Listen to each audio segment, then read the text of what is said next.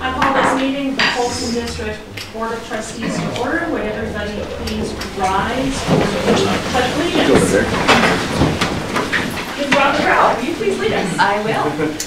I pledge allegiance to the flag of the United States of America and to the republic for which it stands, one one nation, under God, indivisible, with liberty and justice for all. Thank you so much. Quick reminder to everyone, please silence those cell phones. Thank you everyone for joining us on this chilly evening. We have got a jam-packed agenda. As you all know, there's lots of stuff going on in the district. So we are going to try to give all of those who are here to present our full attention, and also try to give the business our full attention as well. So let's go ahead and jump right in really quickly. A quick show of hands. Is anyone here planning to address the board for a non-agenda item? Any public comments for a non-agenda item this evening? Okay. All right. At this time, I would welcome any board comments or observations on non-agenda items. I feel like I should take some notes from my speech team son and do a little vocal exercises a little bit. I'm a little tongue twisted this evening. Okay, let's jump right into the approval of the minutes then. At this point, I would entertain a motion to approve the December 11th regular board meeting minutes unless there are any corrections or additions. Any corrections or additions? Then I would entertain a motion to approve. So moved. Okay. We have a motion and a second. All those in favor of approving the December 11th regular board meeting minutes signify by saying aye. Aye. All those opposed? The regular board meeting minutes for December 11th are passed. Are there any corrections or additions to the December 14th meeting minutes? Seeing none, I would entertain a motion to approve the December 14th special board meeting minutes. So moved. We have a motion and a second. All those in favor of approving the December 14th special board meeting minutes signify by saying aye. Aye. All those opposed? The December 14th special board meeting minutes are approved. Moving on to item number 3, update from our high school representative. So we had a talent show right before we went on break, and we had, I think, 12 acts, which is pretty good for Folsom. It hasn't been quite a popular thing the last few years, so that was nice. Since we've been back, we've had a clothing drive that the National Honor Society has been doing for kids that don't have like clothes and boots to wear, so that's been good. And we had a hat day for Special Olympics a few days back. And finals week is this week, and we've been doing what they call a Coco and Cram, which is basically freshmen come to the high school with their league leaders, and they just get answered questions about finals, how they work, what are like good study tools, things like that. Basketball won for girls. That's all I got. Okay. Any questions for Quinn? Thank you so much, Quinn. Okay. We're going to mix up the agenda really quickly. We're going to skip to item number 5 and go directly to the student presentation. Tamara Fisher, will you introduce that, please? So for the couple of you who don't know me, my name is Tamara Fisher, and I'm the K-12 Gifted Ed Specialist for the Folsom School District. My middle and high school students have an opportunity to choose a topic and create a project on it of their own choosing and their own direction. And I require that they have a real-world audience and a product. The product could be anything, and today it's a presentation. This student wanted to put her advocacy message out to an important decision-making body in the community. That would be you guys. So I'm excited to introduce you to Jaylyn Farmer. She's an 8th grader. She was actually my student in 3rd grade, and then she moved away. And then she moved back. And so that's part of the beauty of having a K-12 job is she just seamlessly fit right back in. So Jaylyn, welcome. Hi. I'm good. I'll be reading a speech. Many people who suffer from mental illnesses are usually feeling alone because even the topic of mental illnesses is something society doesn't really like mentioning because the idea of it's wrong to be different. I was afraid of people's judgment too, so I held in my feelings until I felt so alone, and that's how most people with mental illnesses feel or are going to feel, scared of the consequences of judgment. People feel terrified of being isolated, but when it actually happens, they don't really care and they would actually prefer it. People feel like something's their fault when it really wasn't. I was afraid of being ousted from my family and friends for going through something that was completely normal. So normal that 1 in 4 people, adults and children, suffer from some sort of mental illness or the symptoms of it. So count 4 people, including yourself. One of you is statistically suffering from a mental illness. And it's weird though, because I thought a person suffering from a mental illness would look different, like look sad or, not have a smile on their face. But they do have a happy smile. And you would have never guessed in a million years that they're going through something that's serious. Take me for it. I'm a young student attending Polson Middle School, and I have very good grades and I have a lot of good friends. I have a healthy family consisting of my mom, my stepdad, my sister, and my dog. I love to do sports, especially soccer. I've been doing it since 3rd grade.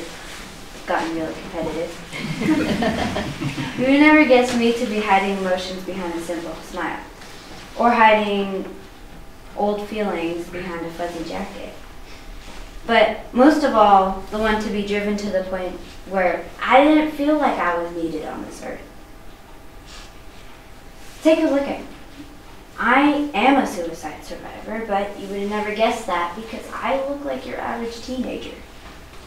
And I could go through all the boring details of depression where I didn't want to wake up in the mornings, I didn't want to go to school, I would fake sick every possible chance I could, and I didn't even want to shower or just do anything. That's gross, I know. It was like being mentally tied to my bed all day, but I wanted that to be my bed. I could also tell you where it got so bad where I was hospitalized so I wouldn't do any harm to myself or others. And the hospital was new to me. And I've never been to one, and everyone I had met had either been like 5 or 6 times. And what surprised me the most about the hospital was the people I met. They were your average people, the kids you would see walking down their halls, laughing with their friends, or being social. And I even met this one girl who was captain of her cheerleader team. She had a 4.0 GPA, and she was really smart. And she got accepted to Harvard and those big colleges like that. She was in there for cutting her wrist so bad, they surely thought she would die from bleeding out. They were your normal people, like you would expect one of those kids to just look out of it, but they were all high functioning. They were going places. The best thing about the hospital was just knowing it was okay to feel that way. That there were people donating their time to treat and help us. And I could talk to people who felt the same way I did, so I wasn't afraid of being different or being judged anymore. Everyone there cared for each other. And they taught us how to cope with our problems and get out of our room and have fun and socialize. And it made me feel safe, and I was accepted, and I wasn't alone by myself anymore in my room. I could talk to someone who knew how it felt. I'd mostly contribute most of my healing to the hospital. It wasn't the fact that we had 6 hours of therapy a day, or that we were all put on antidepressant medication. It was a very simple idea that very normal students could come together and not be judged by one another. And the bottom line is I could probably go up to anyone in this room and ask, have you ever experienced grief? Have you ever been lonely? Have you ever been bullied? Probably not. And have you ever been hurt very badly? You're likely going to say yes. The thing is, depression is one of the most documented diseases we've had over the past 1,000 years, millennials.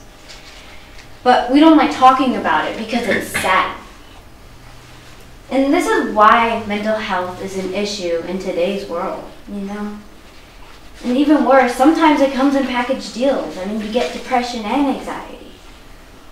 You get anxiety and bipolar disorder. Or you get ADHD and ADD. Or maybe you just go through some traumatic experience and you get PTSD and depression. Just as you thought it could get better, you get a 2-for-1 deal. How exciting. No. You know what else comes with that deal? A free offer of shame and guilt. You get these voices in your head that tell you it's your fault. You're suffering because it's your fault. And it gets even better when you try and get help from people and all you hear is, well, have you tried being happy? Like, no, I didn't think of that. Thanks so much for bringing something up that I've obviously been trying to do. Well, have you tried going outside? No, I've just been confined to this bed all day. I didn't realize I didn't have the energy to take care of my hygiene. You know, I didn't realize I had that option. Thank you so much. You know, instead of telling people, have you tried these things? People should give them a few more tips and tools as to what they should try for a change. And that's to be openly honest to me. Another main reason I ended up healing was opening up to a therapist because I was really unemotionally stable that day. And she said to me, you know, I went through hard times before. In fact, I'm going through it right now. But every day I find a little something to push through. And I know it sucks, but I keep going. And then I have students like you who have it bad, and I really get a kick of my day helping you and talking to you about feelings because I'm helping myself too. And I was really happy about what she said because I got to hear how she got through it.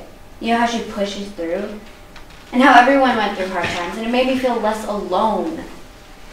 Another therapist told me that we all go through trouble. Many people react differently to it, but he said that isolation is the key that causes mental illness to become worse.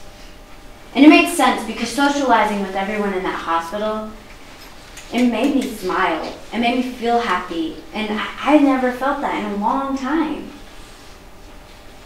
And I felt hopeful that I could get through depression, not alone anymore. Because depression is a very human response to many things. And people who have it, you know, they all have different stories of how they got there. But in the end, they can all relate to each other's problems. And they can be openly honest about it and not lie. Because, I'll be honest, we all are really good at hiding our feelings because we're afraid. But the truth is we shouldn't be afraid because we're all the same. We can all relate to the same pain and hurt. You know, when people know that they're not alone, it will give them a boost of confidence. And that's just what we need to get troubled teens back on track. And in the end, we all go through feeling alone. And we all have been hurt.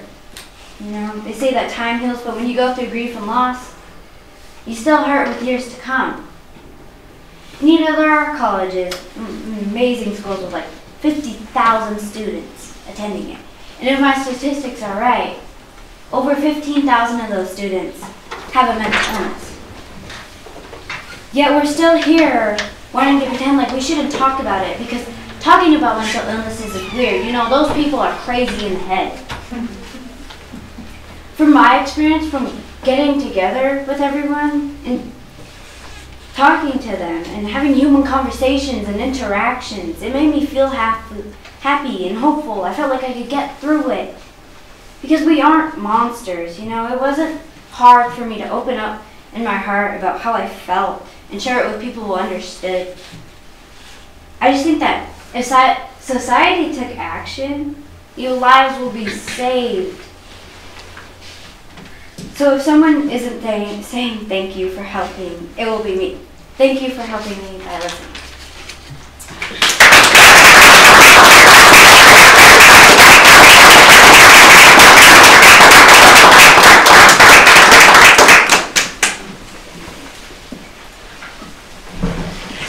Jalen, thank you so very much.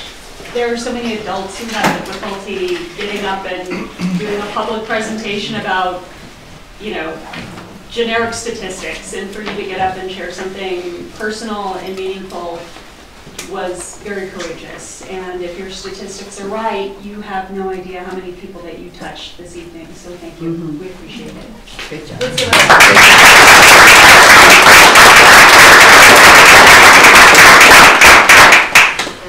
Okay. And thank you, Tamara, for bringing her to our attention. I feel very blessed that you're here and you bring our students to our attention and share them with us. Okay, let's back up and go to item number 4, the STARS preschool presentation, Rhonda Crowell and Janella Complainer. That's a hard act to follow. I know! I gotta see you guys back up. Good job. Thanks, Sam.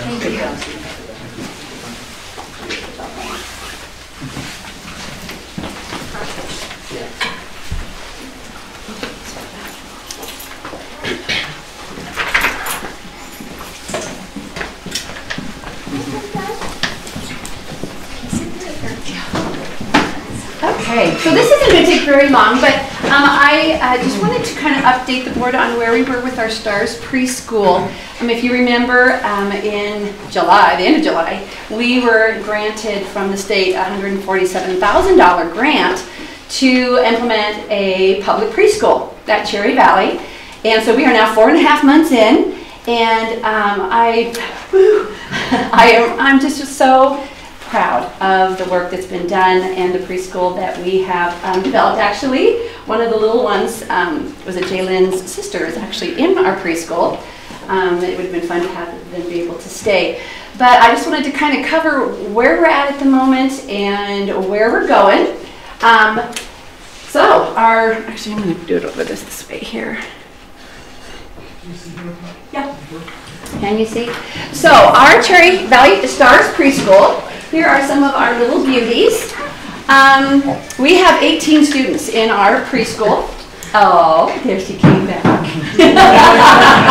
And here is one of our stars right here.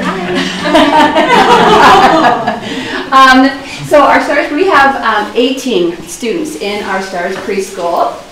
And again, like I said, this is one of our little beauties right here. And 95% of our students are students that are at risk for later school success. That was part of our goal in the preschool, was to reach that population of at-risk students that couldn't get into Head Start or couldn't afford preschool. And so our qualifications were, number 1, they needed to be 4 years old by September 10th. We had some that turned 4 September 8th. So we have some babies, some like they just turned 4. We also, our qualifications were that they needed to be Native American and or qualify for school, or free and reduced lunch for school. That was the population that we hit. Our goals and objectives were that we really wanted to provide a high quality early intervention preschool. The whole point of our preschool is to, as an early intervention, to close the achievement gap at our local at-risk populations so that when these little ones get to kindergarten, they're not already behind. What we're finding with some of our at-risk population is they come to kindergarten already behind in oral language fluency. They haven't picked up a pencil. They haven't picked up scissors. They haven't had those same experiences other kids have had. So we're really trying to make this a high quality, high experience enrichment opportunity for these little ones. Our specific goals are to grow their oral language development, give them experiences and opportunities to grow that oral language piece. Early literacy skills, exposing these kids to early literacy skills such as alphabet knowledge, counting, I'm trying to think of what else. There's a ton, shapes, things that some kids, some pre-knowledge that kids come to school learning that we know increases their access to reading instruction, but they don't have. And also working on the social, emotional, and physical development. Like I said, some of these little ones haven't picked up pencils, haven't picked up scissors, so we provide lots of hands-on experience for these little ones through reading and writing experiences, lots of dramatic play, which you'll see pictures of, and then center-based exploration and learning. So just really trying to provide lots of enrichment activities for the little ones. The curriculum that we have implemented is Opening the World of Learning. Opening the World of Learning is a research-based comprehensive program. It's designed for pre-K or early K, and it's called a language extension program, and it's designed to develop language, to develop early literacy skills, and it actually does it through experience. And those primary centers are mathematics, science, and social studies. So it really gives our kids a wide, broad background of experiences before they get to kindergarten. So in this program, they do times of whole group instruction. And she's going to hate me for saying, but Janella is fabulous at bringing in fun, engaging, different, and exciting experiences for these little ones. We're also incorporating our food corps grant. Our Mary, who is our food corps person that comes in for our grant, was doing a little banana lesson, so they got to be bananas. But we also bring in counseling. Our counselor does some whole group work with the little ones on some of the emotional concepts and things like that. Lots of whole group instruction, so lots of fun. Were they ice skating? They were ice skating, yeah. I was wondering. See, it was right before our Christmas program, because always our room would have tables, and so it was all cleared, and I thought, it's a great ice rink. So we ice skated, and then eventually it turned into a little snowball fight. I thought it was tactile. Very, very tactile. Yep, a little competitive there. A big piece of it is free choice center time, where the students get to choose different centers that they go to. These centers are always changing, giving kids a wide variety of different activities and different experiences, and they get to choose art, the listening center, there's science. If you can see this little guy up there in the corner, those little tweezers are wonderful for that fine motor development for little ones.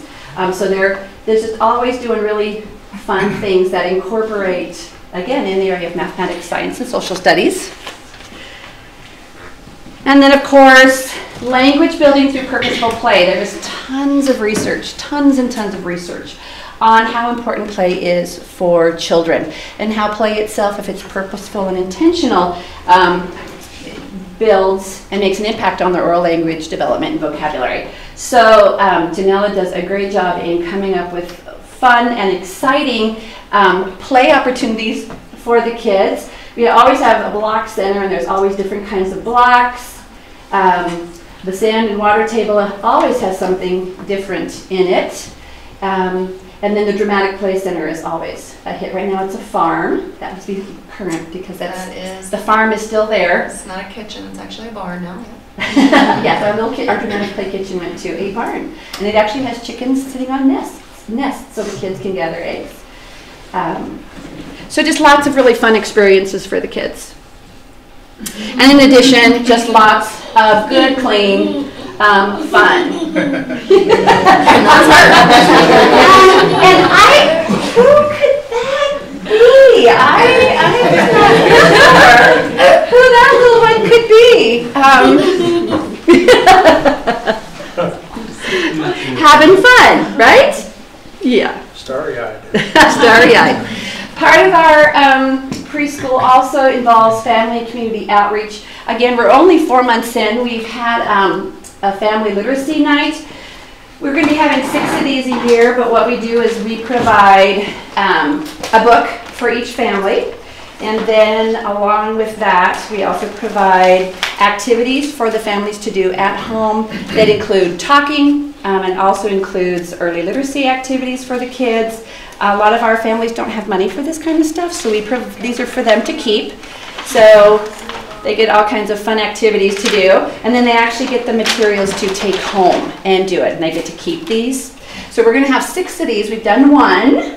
We've got another one coming, I think, in January, or the end of January, end of this month, which is really kind of a fun piece for families. Janelle's already had the kids up at the middle school They were Decorating cookies with the FACS class with Mrs. Buford. Yeah. And we made those cookies and then went on over to the retirement center and delivered those cookies to them and just kind of performed our little Christmas program for them, and they were absolutely delighted, and I'll make it a yearly thing because it was so worth every minute of it. It was so worth it. Yeah, it was great. And because we couldn't bring the Christmas program to you, here we go. Let's see if I can, this will go. It needs to be, will we have sound, Carl? Okay.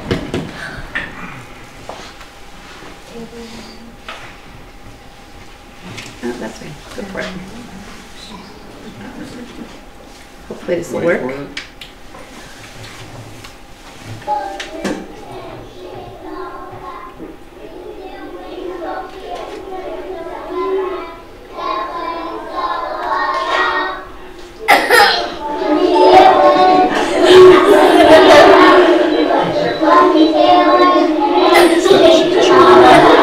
It's not. Ah, sorry. Oh, it's not showing.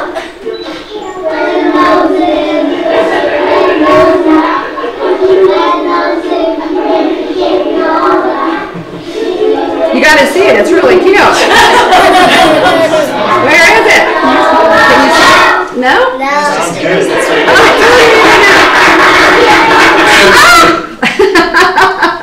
I don't know where it went. It was really cute.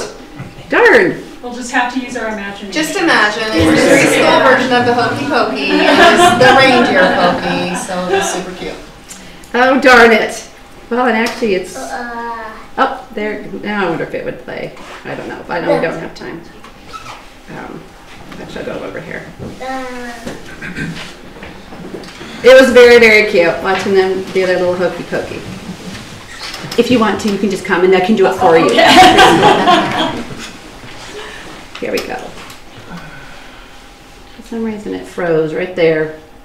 Okay, it just must have froze. I only have one other slide that showed just a class picture of the little ones, but this is a class picture of the little ones. So we're only 4.5 months in. We've had 2 state site visits to our preschool and have received just raving reviews on just the quality of instruction happening, the beautiful environment, which Janella gets all the credit for. She has spent hundreds of hours, Mr. Finkbeiner can attest to, making sure that these kids are just having an incredible preschool experience. And so I'm excited about the rest of this year. I'm excited about next year. And then we are already talking sustainability possibilities. If for some reason the state does not continue to fund public preschool, we have a preschool, all the materials and furniture and things ready to go, so we might be able to work something out to where we can sustain this in a different form. So, Janella, anything you wanted to add? Really, I just wanted to thank you guys for the opportunity to be able to give this a try for 2 years. It's really amazing. The kids are making great progress. I was sharing with Rhonda a little bit of it today. We're almost at the end of our quarter, and I have kiddos that started at the end of last 9 weeks knowing 3 letters, and they know 21. And those that knew 5, and now they know 26, and they're bumping up the lowercase. And so our program it's very academically rigorous, but there is, you can see from the pictures, lots of opportunity for play. That these kids they're just growing. They're like little sponges, and so it's really great to be able to have that opportunity. So I thank you for that. And did you, as a mom, did you want to say anything, or are you just okay? I think it's a great program. I mean, we've seen a lot of improvement in her. I mean, she has little coloring stuff in the bathtub that you color on the wall with, and she will spell names now. Like she can spell 3-letter names. Her grandmother Kim's name on the bathroom tub, and she is sending out letters and stuff. And we were wondering, is this age appropriate, or is this? I don't remember the other one reading and writing so early. A lot of they just pick it up So we actually we haven't even really focused on reading. Please just let her names. Yeah, but you know what, Just that exposure. I think the nice thing with this kind of program, and we do have kids from, you know, this end of the spectrum to the other, just like you do in every other classroom. But those kiddos that are ready for it, we're giving it to them, and they can take off and run with it. And it's nice to be able to do that. We can focus one-on-one with kiddos on that end, and then we can also do the other end and everything in between. So that's why we're hundreds of hours into this program, but it's worth it. So yeah. So I'm excited to bring you updates as we go along, and you're always welcome to pop in. We are always there, hard at work. But if any of you are ever interested in what it actually looks like, please If you come haven't visit. seen Janella's room, please stop by. It is a wonder. I remember walking in and thinking, this is the classroom I wish I had been in when I was little. This is Yeah, cool. it's I just beautiful. want to sit It's- right down and start playing right now. Yeah. It's a cool place It to be. is. It's bright and colorful and very engaging for the kiddos, and it's Very cool. always changing, and they expect new things every day, at least one of the centers, and so we got it. so thank you. Any questions for? So, you said it's 2 years, so there's another year after this one? There is, That yep. we're funded for? Yep. Okay. Yeah, we'll be funded for another $147,000 next year as well. I did have one question for you guys. Were there, I mean, it's obvious you've, really run with this and have had amazing success. Have there been any just kind of unanticipated challenges? You jumped into this and, oh my gosh, now that we've got real little bodies, boy, we didn't expect this, but. Absolutely. Bathrooms Yeah. huge.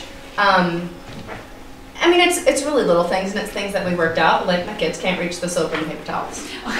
They can't reach it. We even have a stool, and they still can't reach them. Bathroom, it would be ideal for us to have a bathroom in our classroom. We currently don't have that. We're making do. We go to the restroom, and we kind of work with the first grade teachers. I think at the beginning of the year, figuring out lunch and how to get my lunch and my para's lunch and in there, and we were with kindergarten, and that doesn't work because it's way too loud for my little bodies, and so we figured it out. We just go a little bit early. They kind of have brunch now. It's a little bit early, but it works for them. Busing was kind of an issue, but I kind of feel like 4.5 months in, we're kind of streamlining the process and kind of just not necessarily going with the flow, but sometimes we just have to be. And but really, there's been some hiccups, but I think we've worked them out pretty well. And notes to self on things we wrote for next year. Don't do that. So we're figuring things out. But I think for the most part, we've at least got it where we can roll. And the kids, it's very very routine, very structured, and so the kids just come in and kind of hop along. So as long as it's not a major thing, This is something we've been talking about in the district for a long time. This is really exciting. Thank you both for all your hard work. This is amazing. Thank you. Good work. Okay, thank you. Okay, let's move on to number 6 on the agenda, staff recognition. Mr. Wells. See that Mr. Corrigan just stepped in. This winter, we learned there was a family that, I believe there was a house fire and there was a total loss. And the middle school teachers were doing their thing, selling smoothies and doing what they could to raise some money for this family. And the way the story that I understand is that Bill walked by, Mr. Corrigan walked by and said, whatever you earn, I will match it. And they thought that was a great gesture. They go through the process and they total up their earnings, and it was over $500. And Mr. Corrigan walked back and said, "What do I owe you?" And they said, "Well, that's more than what we thought, just a little bit." And he wouldn't accept that. He ponied up and he matched it all. And so I think that for people that work in our district, and we preach all the time about the relationships and caring about people, is that he exemplified what that looked like. And so I wanted to acknowledge him in front of all of us tonight, that I'm going to recognize him as an outstanding employee. So, Mr. Corrigan.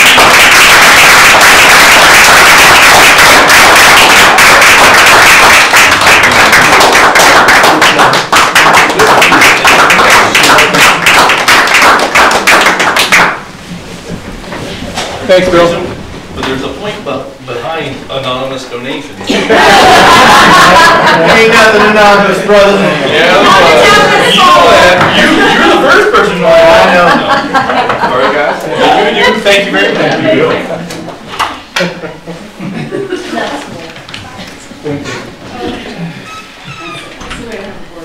Okay. Number 7, superintendent's report. Mr. Wells.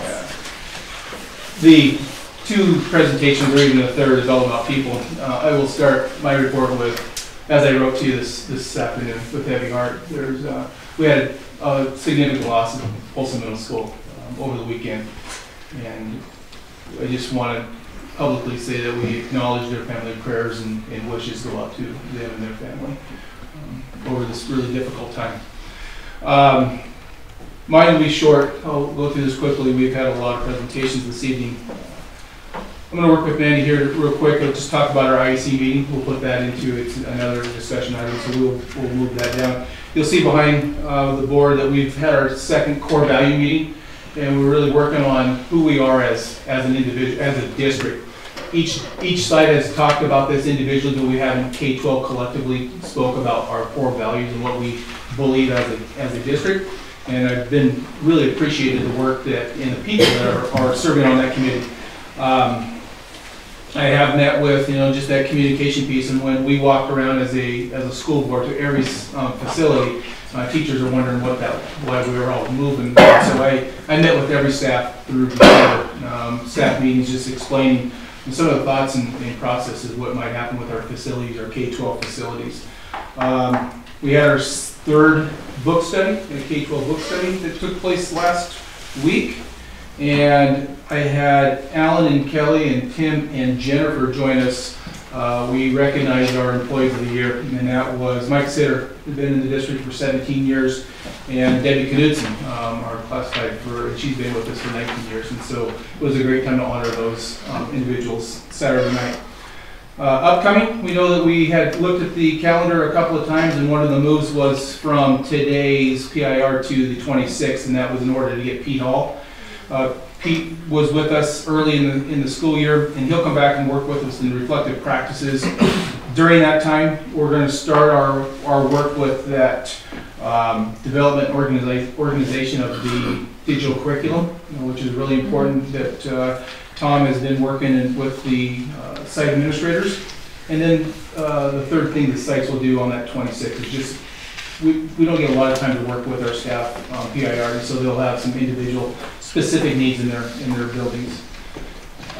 This will be the end of the first semester. It's hard to believe that we're already at the end of it. So Friday, the 19th will be the end of the semester. And I believe our STAR window, our assessment window will close sometime at the end of this month, and that will give us 2 data points that then we can share with you about where we started, where we're at right now. And so we will have that data coming soon. A couple of other quick things. We had a 2-hour bus delay, a weather event, and we waited 2 hours and still had one bus that couldn't get up through Meisinger. But it's the right thing, and one of the pieces of data that I'm using right now is it's a new service out of NOAA, National Oceanic and Atmospheric Administration, and they provide a really comprehensive high level, medium level, or low confidence level of what that weather will look like in 24 hours. And it's been a really nice piece to us making decisions what that's going to look like, coupled with everything else that's on the ground. And so that's been good. You'll notice up here on the wall, Polson High School, I'd like to acknowledge them. For the 2nd year in a row, this is the 8th annual AP district recognition. So they're AP honor roll, and last year they were that as well. That's 2 years running, and that's for the number of kids that take AP classes and the number of kids that pass AP classes. And so it's a nice honor for the high school and that staff. And lastly, just a piece of good news: we had graduation rates are up. State averages are about 85.5%, 86%. And unofficially, if I'm reading this right, we have about 98, a little over 98% at Folsom High School graduation rate this year. So it's a nice accomplishment for our district. Okay, when we talk graduation, it starts at the STARS program. Yeah. And works up, and so it's for our district. Any questions for Superintendent Wells? I'm assuming we'll have plenty of time to get to all of them initially. Yeah, that's on the agenda as well. Yeah. All right. Okay, seeing no other questions, we will move right along. So, Indian Education Committee? Oh, there it is, Mandy? Hi. We had our Indian Ed Committee last month, and it was a combination. So the Ed Department put together, Julie and Mandy put a lot of time and energy into more of a parent night rather than a meeting. So I thought it was very successful, and we had a lot. Mandy Purchase, he said, I'm expecting over 100 and some people. I was like, well, that'd be great. And we surpassed that. Yeah, we definitely did. So We had tell enough us a little bit food. about it? We had enough food ordered for 150. We're like, yeah, we should be good. We had to order more food in. Holy cow! We were like, we need more food. Yeah. So We need to run. luckily we got some more food. Yeah, and the kids loved it. The families had fun. I mean, it was a great night. And our next night is coming up next Tuesday. We're gonna have the family engagement activity at 5:30 to 7:30. And I wanna make it clear that everybody's invited, because this isn't going to just be the Indian Education Committee meeting. This is actually just going to be the STEP family engagement activities. So we'll be holding those every month on the third Tuesday of the month. And where is that one going to be? That's the only thing that's not very consistent, is because we are trying to touch the different schools. We haven't chosen which school yet. Okay. Obviously, I don't think we'll do Linderman. We have to just do Cherry Valley or the high school again. We'll see, but we'll be in touch on that. Got it. Thank you. Thanks for putting that together. Okay. Any questions for Mandy? Okay. Thank you so much. Appreciate the report. Let's move on to number 9, graduation. Mr. Wilson. Yeah, thank you. I asked Rex if I could get on just to the communication part, because, you know, obviously we have a situation with one of our facilities, and that facility does host our graduation, and I just wanted everybody to be clear that there has not been anything change. I mean, we've changed, we've looked at alternatives, but it hasn't been anything decided. I mean, I've heard everything possible, from outside the stadium to middle school to SKC, and we're looking at all the different possibilities. You know, and so I just wanted the opportunity for you guys, because you guys get a lot of questions about these things, and I will keep you updated, I mean, as soon as we make that decision. You know, we have some things that are definitely challenging with that. You know, obviously the outdoor one has to deal with any kind of a weather, and it's not an immediate fix without having a facility right there to change. You know, I was asked the question, well, can't you just move it, if you had to move it to middle school? Well, that is a possibility. However, the middle school, if I could get 1,000 people in there, I'd be happy. You'd almost have to issue tickets. You would have to use tickets. Yeah. And that's something that, you know, I figure with the size of our graduating class, we could probably go anywhere from 7 to 9 maybe, tickets, you know, and so that's, and I've been in a graduation situation like that. It's not the greatest, you know, thing to do. The tough part is, I have been in communication with Juan Perez, and I do tentatively have SKC reserved for that Saturday, just to make sure that nothing else gets scheduled. But like I said, we have not made any decisions. We have some work to do.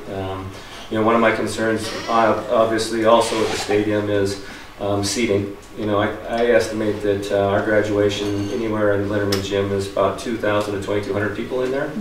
The stadium seating in the, you know, in the home stands is anywhere from 12 to 1,400. And so obviously significantly less. You know, yes, they could sit on the hillside, things like that, but you know, it does definitely cause some things there also. Yeah. So we will make this decision quickly. It's something that we have to do so that people can start planning accordingly. One of the things that I have been entertaining is moving away from the 2 o'clock traditional start to an earlier start. Each year I get asked that question of why we do it at 2 o'clock. You know, I think most of it's because people get so hot in the gymnasium in the middle of the day. But lately it's been more than that. I think it has to do with people trying to plan their graduation activities, and it's really a difficult time, you know, for that part. So I have been entertaining that also. But once I have that out, you know, I plan on bringing the senior class in and meeting with them, sending a parent to this, you know, letter to the senior parents, and then of course I will update you guys once we do have a for sure set time and place. Okay. Thank you, trustees. Any questions? I have a question. Is the size this year smaller or larger than last year? The senior class this year is about the same as last year's. And so it's, you know, it's what, 106, I believe, right now. And last year we were 108. So it's, you know, that part of it, you know, was. But we packed that one We do. to the gills. I mean, you know, there was. Family and extended family and. Exactly. Yeah. Okay, thank you, Scott. Okay. Okay, which brings us to the living room facilities update. Charlie, are you ready? Turn that projector on. You got my arms.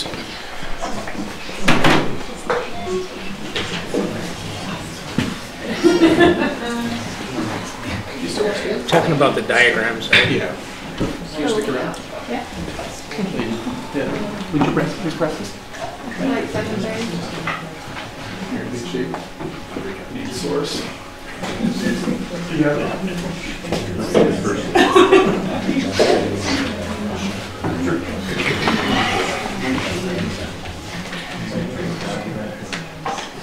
I'm going to turn that water off, Shane, or turn the light off before you pour the water. Steve, Shane, can you guys see that all right? Yep. Yeah. Back there, Alan? I'll run through the timeline. That this is the north end out here. This would be the lake. Southern end, our locker rooms, housing out here. To give you a bearing. That the incident coming up into how this unfolded was that we had a lot of you had probably seen this on the news. It hit every one of them with a couple of other newspapers. Is that we had a significant weather event. I think we can call it a blizzard, if you will. But the weather came out of the north and blew across from the north to the south, the north wind. And high winds coupled with a lot of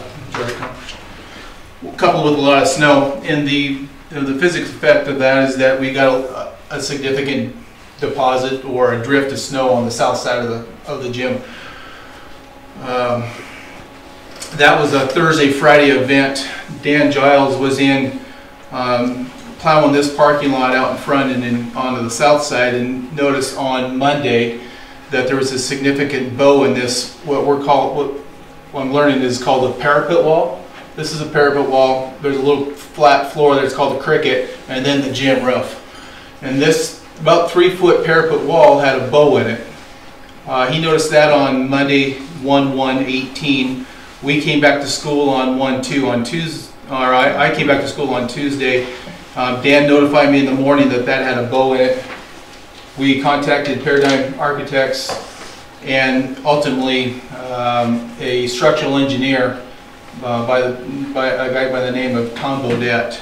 And he came out Tuesday evening to assess that wall.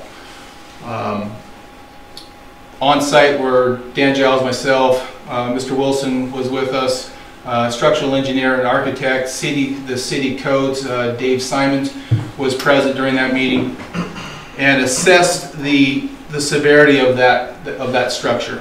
Notice that we have them on both sides. Tom Bodette, and I trust him. He's well known, and one that when you say you're going to go to a structural engineer, they say this is the guy. He's really good. He determined that his professional judgment that the gym was in good shape, that the stress was on this parapet wall, and that he was going to work a strategy on securing that wall for us. And as he departed, he said he didn't believe anything was going to take place, that you could still use the facility, but it was our call. I said, absolutely not, we're not going to put, the beams were good here, but we're not going to put anything into the locker room area until I get that thing tied off. His goal was to get us a working solution. We, midweek on Thursday, had a construction company out of Missoula by the name of Bitterroot Welders. They specialize in this type of work. We were waiting for Bodette to give us our fix. That email, that fix came to Architects on Friday afternoon. We had the construction company lined out for Tuesday morning to come in and tie this back into a rafter and secure it.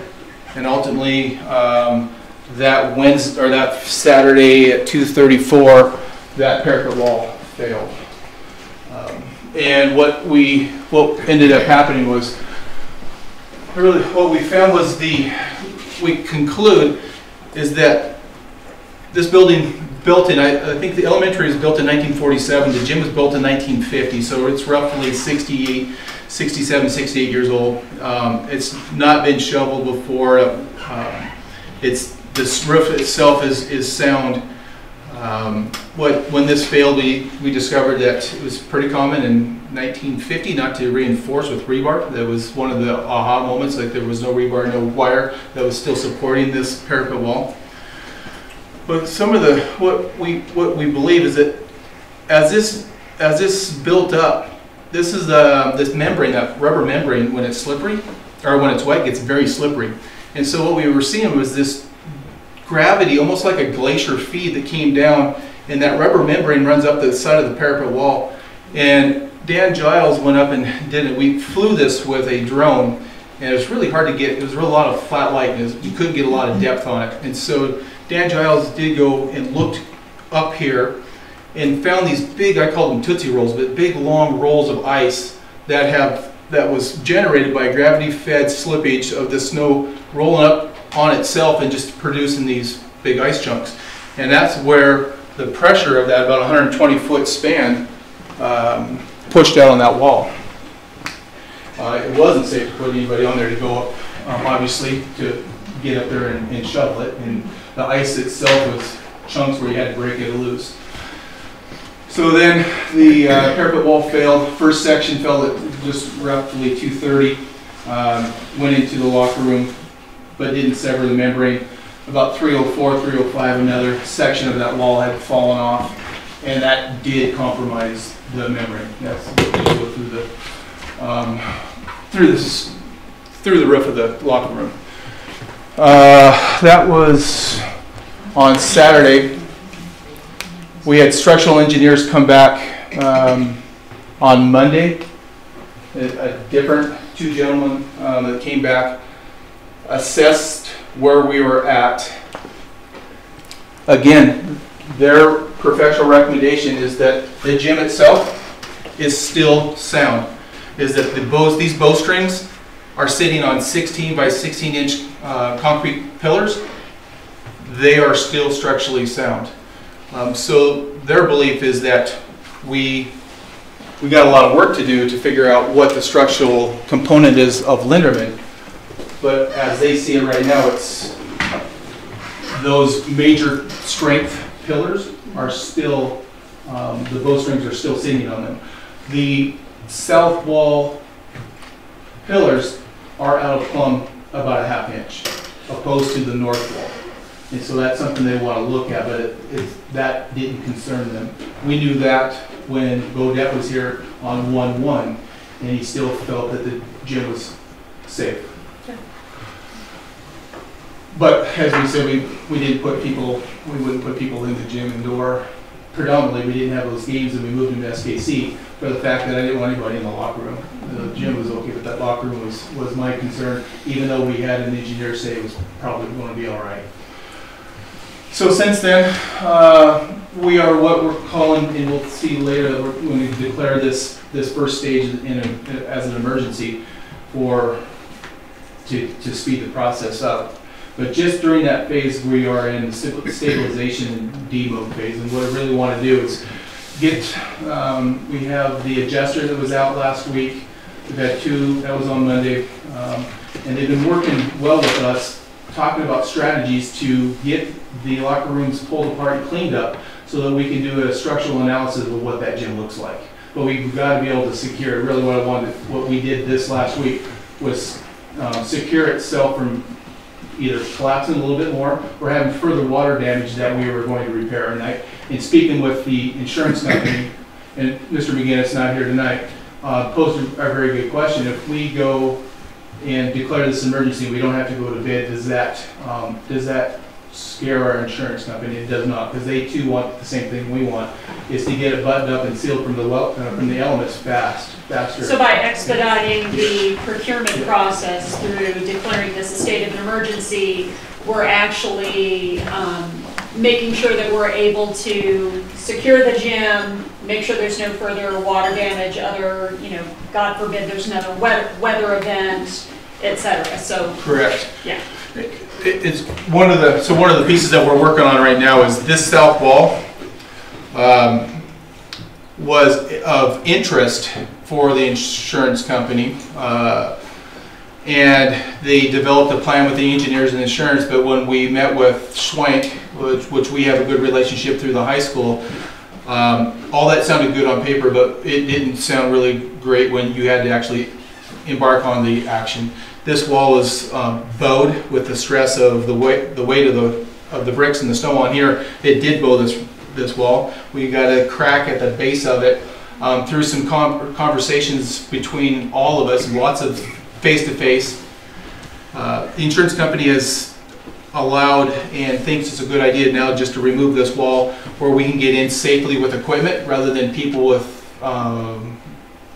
shovels and buckets and really moving that out. We're going to be able to remove this wall, come in and clear that, demold this. But what we want to do is get this cleaned up so that we can look at the structural components of this wall over here. Where this roof line attaches to those concrete pillars, we're really specific, or we really want to look at that spot specifically and see what it looks like. Because if it's out of plumb a ½ inch there, what does that look like? Right. If it's there. So there are some pieces. So we call it the stabilization piece. We really want to get this thing buttoned get the weather out of it, secure it, brace it with an engineer's report, and then be able to, at that point, start assessing what we have.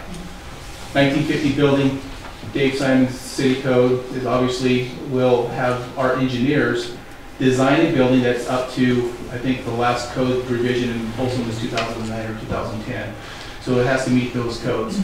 So we really want to look at seismic stability, shearing, load from the bowstrings and the roof, and make sure that we are able to bring it back. And so once we get to that component, have an engineer come up with some plans and then put a cost analysis on it. And then we as a group need to decide what direction we want to go. And we're not there yet, trustees. At this point, we've been spending a lot of time and energy just getting that building secure, stable, and then come back to it.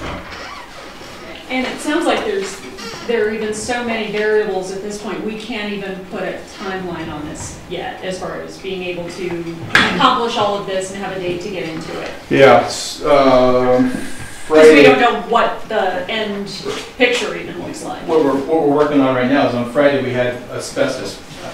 My recollection is that anything 1950, any of the bricks other than the mortar that held the brick together is going to have asbestos in it. And so we had an asbestos abatement test come out. They took samples all day Friday, I believe.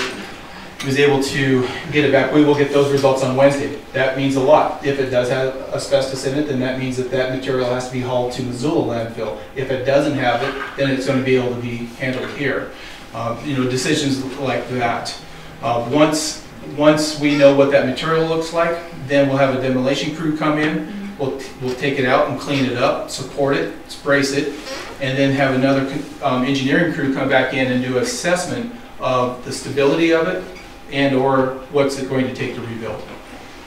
And we've been working with our Payne West insurance company. They've been good about communicating. So that's been helpful. So that's where we're at now. I think the other two part to acknowledge is that obviously this was a weak point.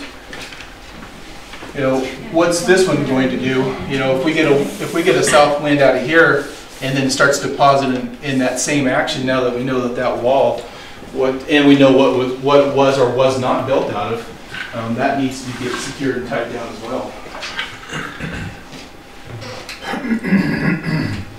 There's personal artifacts in the locker room. There's lockers in there that we've been asked to save. The construction manager said simply, we'll get it out if we can do it safely. Right. Dan Giles has done a lot of work getting, we've contained water. My other fear was having, you know, the security of it is getting the chain link fence around it so we can secure it off from kids and adults. And we also have water booms running down this hallway from where the locker rooms are, because there is still a glacier sitting or a snowbank sitting in the locker room.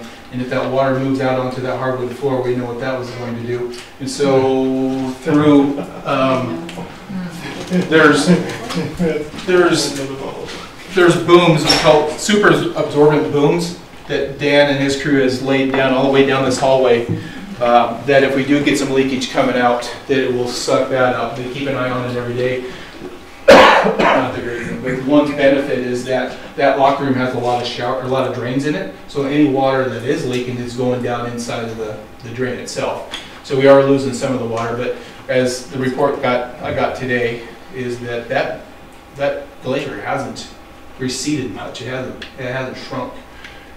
Dan's got heat power back into Linderman itself. So this is powered up and heated. There's a very large, do you guys remember from 11 years ago? That we got the big heater up here, reinforced. That's back up and running. We were worried about firing that back up and contacted the engineers. Any worry about vibrations? This is absolutely not. Fire it up. So it does have heat and power in it right now. We've just got it secured. We have no heat, obviously, going into the locker rooms. When that snowbank, when that wall failed and it went through, we got an initial rush of flooding. That was from domestic water pipes that were severed. And so they worked quickly to get power, propane, and water turned off to that facility. And then we slowly been bringing everything else back up up in the gym side. So the last plan, what our demolition and the demolition secure site is that we're going to cut the existing structure, leave the music room as is unharmed. We haven't quite got to see what those rafters look like, what happened there, but leave the music room, cut that off, and then pull everything from that east side of the west side of the music room and work ourselves west and pull all that down the slab. So the music room will stay and work our way back to the west. So where the music room, that door, and that other counselor room are all staying? There's one other room that's right there across from the music room? It was like a... Yeah, all together. on the other side, yeah, on that other side of the hallway, yeah. Everything on them. We're talking everything on that south side of that hallway moving. Has it been determined, is the library still inaccessible, or are we going to have to relook at that? Library being in that northeast corner, we're not putting anybody in. I don't want anybody in that facility until they secure that south wall. Okay. It just, even though they say we're okay, and I know it's a hardship to our teachers and the PE, but I don't want anybody in there until we get that south wall braced. But once that's done, which sounds like that'll be sooner rather than later, at least the securing part of it, there'll be access to the library then? I mean, originally we were talking about, oh crap, we're gonna have to bring in like a double wide or something to relocate the library. And yeah, and Kristen and her crew, I mean, they've been spot on, just so professional, and not one negative word. They've all band together and they know what's going on, and they've been working on different resources for places for our specialists to be. I see Mark's got a new classroom that he's going to be doing some music in, it looks like. We got a PE classroom for yoga. And actually, Kristen worked really well with the church next door, and they've been nothing but phenomenal in supporting what we need. So we'll have some of our classes work next door. We're working with insurance to make sure we get potentially a rider, so that's before we put kids in it. So they've been moving. Okay. I would like to do what we can as soon as we can. And of course, I mean, I'm not trying to encourage you to move kids into places that aren't safe yet. I was just wondering if the timeline has changed at all, given what some of the earlier estimates were, which were like, oh my gosh, 18 months or something, Until we get this is the timeline, and I can't go out any further than that. Until we get this thing pulled out of here and braces up on that wall, and the structural engineer comes in and says, we are securing this, but this building's good, and then we get city to buy off on it with code, then I will feel more comfortable that this might come back to life a little sooner, but I don't know what that looks like, because I don't know what that thing there and we just don't, and that one looks like. We just don't know yet. Yeah. Okay. So phase one is what we will talk about being that emergency state, is get this thing buttoned up.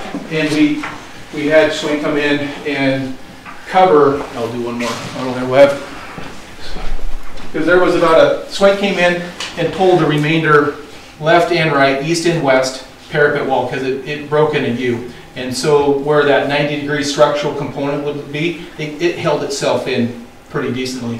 But there were still some loose bricks, and so Swank went up with Buchan safely, and they removed the rest of that parapet wall on both the east and west side. So nothing else is loose and going to fall off. But doing that also exposes a hole in that cricket, so you could look in here and look into the building. And with that last bit of weather coming in, we were worried about wind and snow getting in here, and that water running back into the rafters and coming through the ceiling tile. So we had OSB or plywood over top of that with a visqueen, and then took the rubber membrane that was up on the wall and just tucked it over and screwed it down so that we secured that piece to it. So though there may be small gaps or cracks in it, we feel like that we haven't noticed any water into that facility.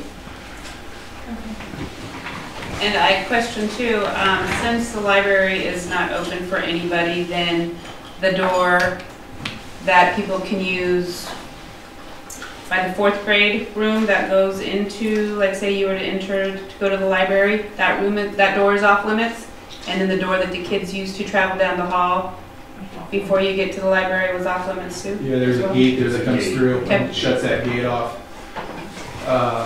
The first day, great communication by Linderman, by Kristen. A lot of communication with parents, what that bus is going to look like. And I will publicly say right now that our working relationship with the city has been just phenomenal. Dave Simons and Bill Smith, you see Bill running around a lot in his plow truck and a front end loader, has cleared all of the snowbanks out in front of Linderman, because there's usually just a small section of it, and that's been the district. We don't have the equipment to move small or tall snowbanks. So Sunday they came in and worked for hours to remove snow so that we could drop parents off from our corner here all the way down to the door, and then our maintenance put out cones and lights and had Mr. Pinkbinder and myself and Mr. Berg and just a lot of support coming down and helping, making sure that parents knew where they're dropping off and then where the buses were going to pick up. Yeah. So it's been a good community piece with the city. And since then, Kristen's even found that it's better to run those buses out now for pickup out in the backside, out by the wildlife parks, further down the way. Actually, we're just on the other side of the fence in the same place, but we just have a system of getting the kids out of the buses, so it's secure with that fence. Yeah. The one thing I missed in your presentation, so when, do we have a timeline from Swank of when they think, assuming everything goes well, and there isn't some major defect now in this support beam for that north wall, or that south wall, is there a timeline for getting that stabilization? That initial stabilization. So we're waiting for the asbestos report, and hopefully we get that, let's say on the long end is Thursday. Then we want to conduct a meeting with all parties, the construction engineer, the demo crew, architect, ourselves, and so that we all can sit around and make sure that we all have the same plan. Right. And then start the phase. Okay. And so it could be into middle of the following week. Okay. But I hate to. No, I was just trying That to would get a be pushing general it. target. Okay. Hopefully by the end of next week, we'll at least have a pretty good start on it. Okay. Okay.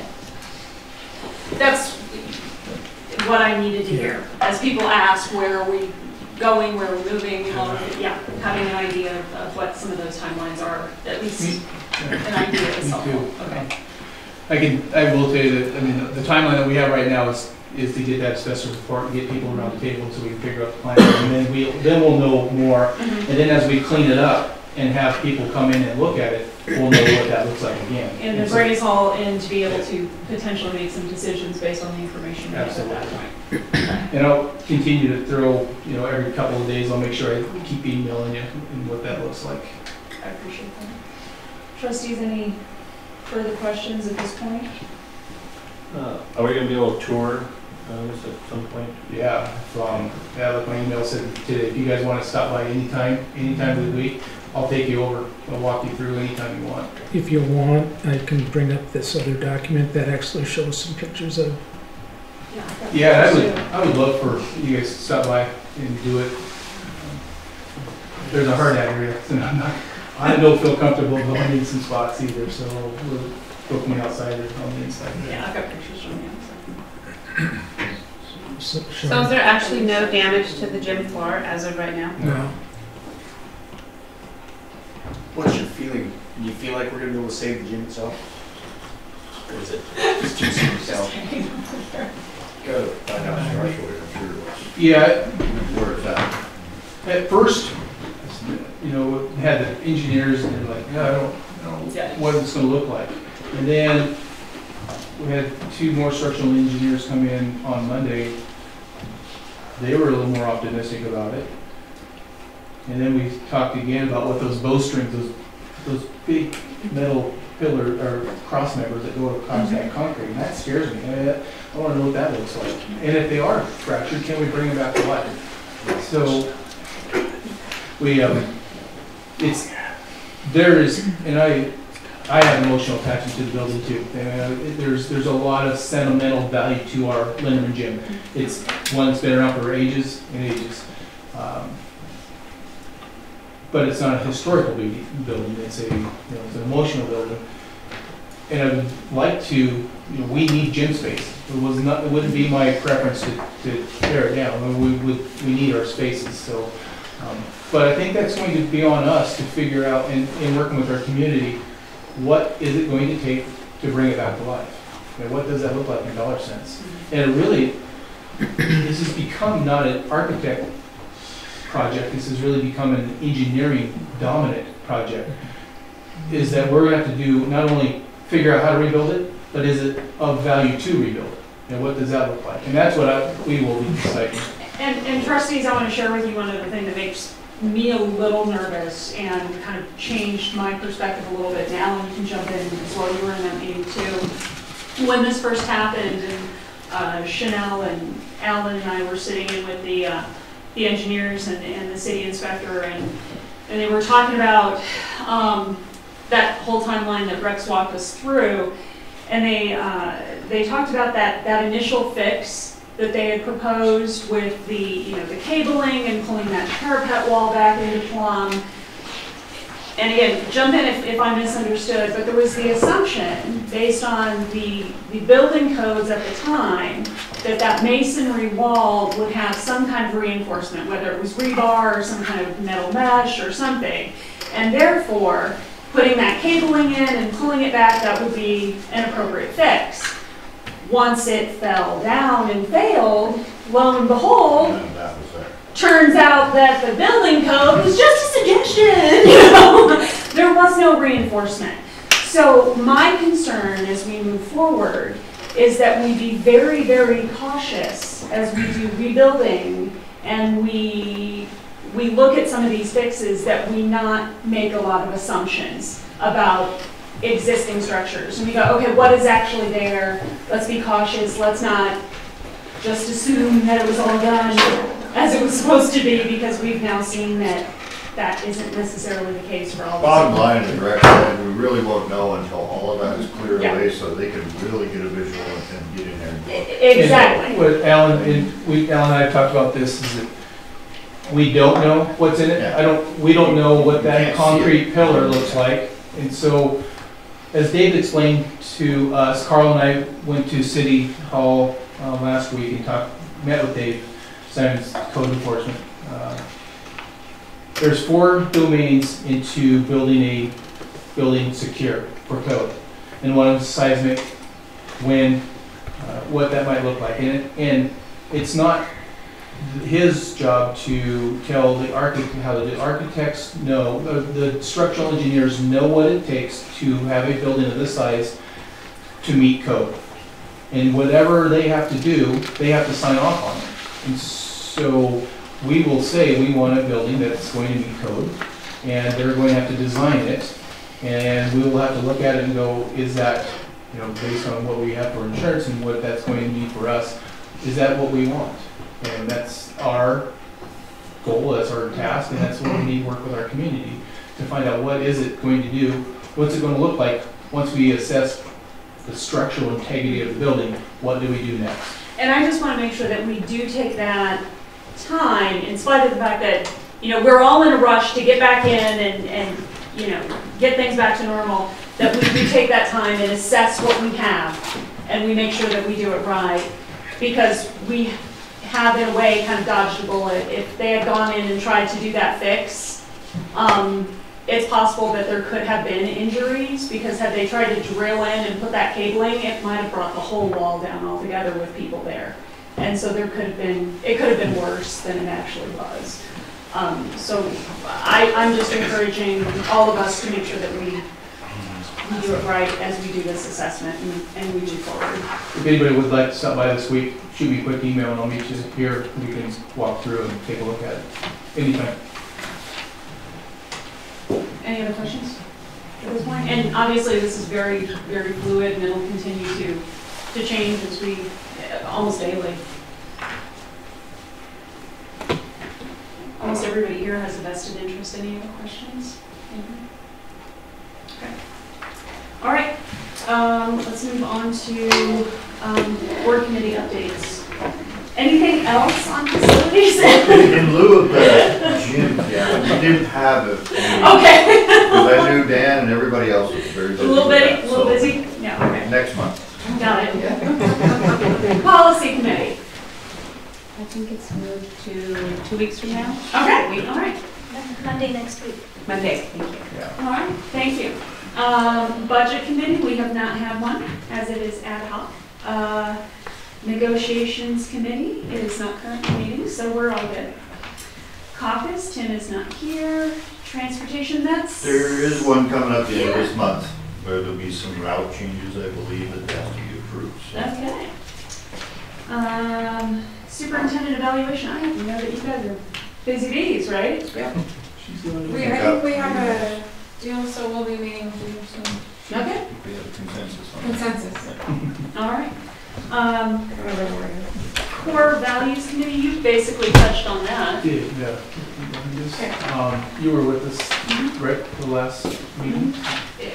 I'm incredibly impressed with the staff and everybody's participation and how passionate they are. It's a really good process. When's the next meeting? Okay. Moving on, number 12, budget report. Boom. Thank you, Madam. Just real quickly, because there's been lots of excitement elsewhere.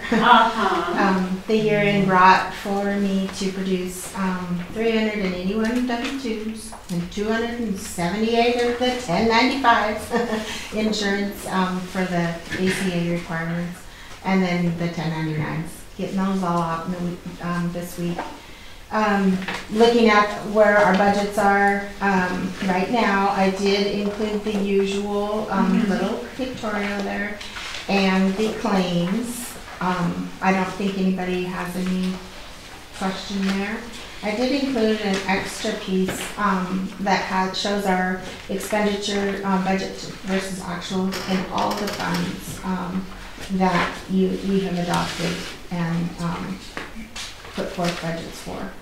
So it'll just give you the fund, what's committed during the current month, but what has been committed year to date. And then what we have originally approved for the budget and where we stand for the year as of this time this year. So right in line. One thing with all this excitement happening, we were looking at what our cash flow is going to be at, and verified with the Intercap loan folks that we are in fact still eligible to get $90,000 in elementary and $60,000 in high school. If we need that cash flow, it would take 3 to 4 weeks to get that processed. But that would still be available through May of 18 because she put a 6-month extension on it. It would have expired in November. But she contacted me and asked if we were going to be needing it, and I said, I don't know. Now I'm glad I said, yeah, here's my financials, let's extend it. So it is nice to know that that is there if we need be. But one thing that did help out in December, we got our first payments for Impact Aid. Yeah, we received for our first installment of the 2018 year, almost $90,000 in elementary and $52,000 in high school. We also received a third payment for high school of $14,500. So that'll boost the cash coffers up a little bit, and we've started to receive our building reserve money in December. So watching those cash flows as we go the next few months. Okay, good. Any questions for Pamela? Okay. One other piece to the budget is that Senator Dane's office contacted and reached out to us and asked if there's anything they can do with the emergency funds on the federal side. So we're working with Dane's office as well. We also had Pamela look into OPI and visit with them about any emergency funds that could be available. There's not. There's not. They pointed me back to the Intercap, and it was like, okay. The state side. Thanks for the call. So sorry to hear that. Yeah. Here's a fruit basket.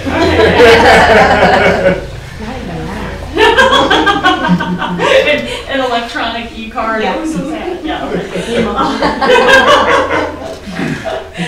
Okay, let's see. Moving right along. Number 13, the consent agenda. At this time, are there any items on the consent agenda that need to be removed for individual consideration? Seeing none at this point, I would entertain a motion to approve the consent agenda as submitted. So Second. We have a motion and a second. All those in favor of approving the consent agenda as submitted signify by saying aye. Aye. All those opposed? The consent agenda is passed as submitted. Moving on to new business. Number 14, recommendation to exempt room and gym remediation from advertising and bidding. Superintendent Wells. And I'll default out to Carl here in a minute. The ability is not to depower the board, it's simply that we don't have to go out for bids. And we still will need to approve contracts, but this will save timeline, again, supported and endorsed by our insurance companies, that it's certainly feasible by state law, and that it does just speed the process up, that we can act quicker. And then I want to make sure that you understand that there's a timeline on it. This is not for the duration of the project. It is just to get it sealed up and controlled so that we can assess where we're at. Quick notation for board members, there is a copy of the correspondence between Rex and the insurance company. If anybody wants to look at that, that lets him know that they are totally in approval of this. This in no way puts our insurance claim in jeopardy if we do this. if anybody wants to see that. Pass it. Yeah. Carl, And where that is. do you have any resolution language or anything that I need to use for this? Carl? We just need to declare an emergency, Okay. is what the statute says. The statute also says for it to pass, it has to be a 3/4 majority, not just a simple. Okay. Should we leave that sitting? Sorry. Yeah, I see that.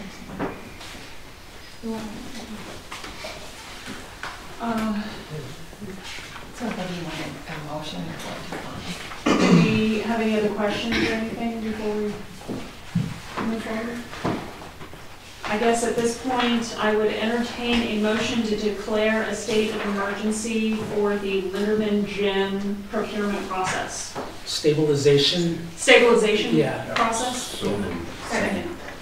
Okay, we have a motion and a second. Do we have any comments from the public? Do we have any further discussion from the board? Okay. Are you satisfied with the wording of the motion?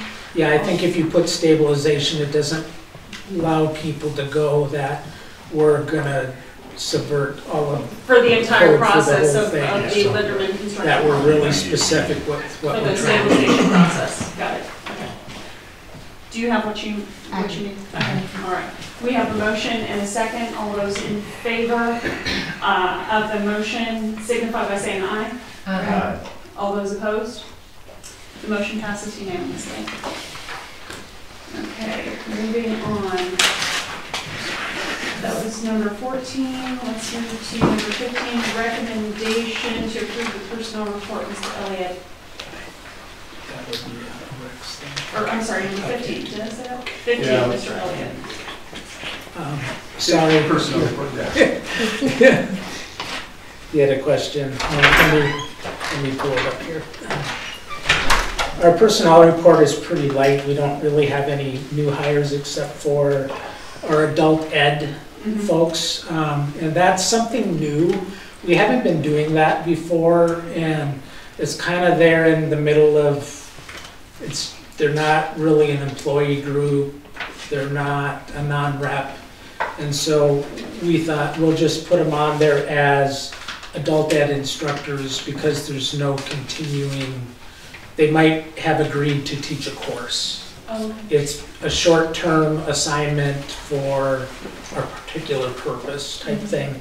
And if you notice that some of them are staff members we already have on, and so we kind of went back and forth about how do we put staff members, and we just said, let's put them all on there, call it a new category, adult education, just so that you know that we have folks who do stuff outside of hours that they receive additional compensation for. And that's all that specific budget category that's specifically for adult ed. Yeah, correct. And those are oftentimes those courses that they take are fee-based, so the course itself pays for itself type of thing. So I just wanted to point that out, that that's something that we haven't done before, and so that's a little out of the usual. But the rest of it is pretty much standard operating procedure. Okay. And we have a report for the elementary and high school district, and I just ask that you approve them as submitted. Okay, thank you, Carl. Do we have any, let's consider the high school report first. Do we have any questions for Carl at this point? Seeing none, at this point I would entertain a motion to approve the high school district personnel report as submitted. So Second. We have a motion and a second. Do we have any comments from the public? Do we have any further discussion from the board? Seeing none, all those in favor of approving the high school district personnel report as submitted signify by saying aye. Aye. All those opposed? The personnel report is passed for the high school. Moving on to the elementary school district report. At this time, I would entertain a motion to approve the elementary school district personnel report as submitted. So moved. Second. We have a motion and a second. Do we have any comments from the public? Any further discussion from the board? Seeing none, all those in favor of approving the personnel report from the elementary school district signify by saying aye. Aye. All those opposed? The personnel report for the elementary school district is passed. Okay, finally, number 16, recommendation to approve out-of-district report. Superintendent Wells. Again, you'll find an elementary and a high school district report, and I recommend that we would approve the report as submitted. Okay. We are looking first at the out-of-district student report for the elementary district. At this point, I would entertain a motion to approve that report as submitted. Sorry. We have a motion and a second. Do we have any comments from the public? Do we have any discussion from the board? All those in favor of approving the out-of-district student report for the elementary district signify by saying aye. Aye. All those opposed? The report is passed. Okay, or approved. Okay, next, out-of-district student report for the high school district. At this point, I would entertain a motion to approve that report. So moved. Second. We have a motion and a second. Do we have any comments? Do we have any discussion from the board? All those in favor of approving the out-of-district student report for the high school district signify by saying aye. Aye. All those opposed? The out-of-district student report for the high school district is passed.